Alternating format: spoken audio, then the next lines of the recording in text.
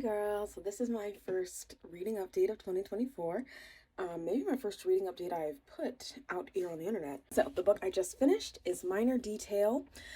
This is a story about, oh my gosh, it's a literary fiction, a little bit historical fiction about a girl who, is this a real event? Let me look I'll look it up and put in if it's a real event. Real event, big yikes, scary, scared, I'm scared. Just this kind of really emotional, harrowing, really grabs you by the heart story about this Palestinian woman who is assaulted by Israeli soldiers in in a historical time. And that's like 50% of it, I would say. And then we get into the narrative of a woman in, I don't think modern times, but maybe in like the 90s or something like that, 80s, who is determined to understand more about this woman because and what happened to her, because this woman was murdered the same day, decades apart, that she was born. And so she was like, and she's, talking about how it's called Minor Detail, and that narrator is talking about how the small details really make up the story. It was really got me in the heart. You're definitely going to want to check your content warnings for this. I'll put some right here, because this is a book that the content warnings really matter. I'm not a literary fiction girly. I gave this a 4. So if you're a literary fiction girl, historical fiction girl, sad fiction girl, I think that this will, and like character-driven fiction, I think this will really work for you. If character-driven stories don't grab you and like really pull you in, it's going to be hard to connect to, because it really is all about the character study and literally the details of these events that have occurred. There's it. So that's what I just read, just finished.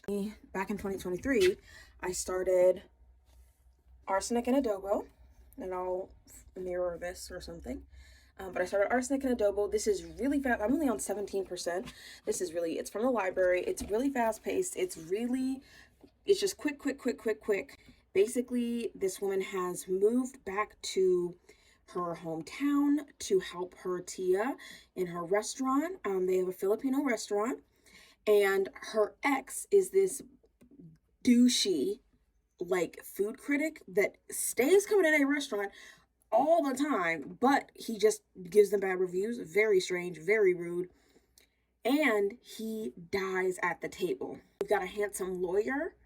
We've got a handsome detective who, of course, for obvious reasons, I'm not particularly rooting for. There seems to be like there's going to be a romance perspective of it. I'm guessing this is like kind of a cozy,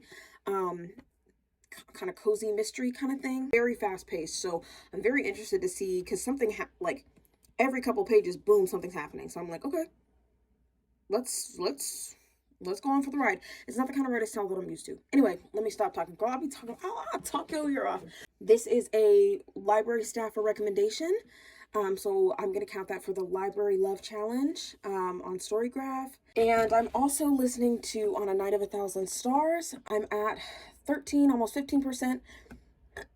To me, they've already told us everything. They told us everything that we learned from the synopsis. So I'm like, what else is going to happen in this book? But I'm giving it a chance. This is for the Diverse Baseline Challenge. This is the Latina author that I'm reading from, and I am not. It's also hard to connect to because the characters are rich, and they're like, oh, it's so hot being rich. I'm like, okay, girl. But we'll see what happens. We'll see what happens. Apparently, there's a dual timeline. There's a historical element. There's a romance element. Like, we'll see what happens. And then finally, what I'm going to read next, what I'm planning on reading next, is I want to read Brown Girl Dreaming for one of the other January prompts for the Diverse Baseline Challenge. Read a poetry collection. I've wanted to read Brown Girl Dreaming for a while. And then I also want to read a book from the library that I have out. I'm also reading Brown Girl Dreaming from the library. Another book from the library I have out is We Could Be So Good by Cat Sebastian. So those are the books that I'm reading next. And then after that, I really hope to get into some rom-coms, because I just really want to read some rom-coms in January and February, because it's snowy outside and I just want to read light, fluffy things. Yeah, that's what I just read. It's basically Last Now Next, but reading update version. Meh.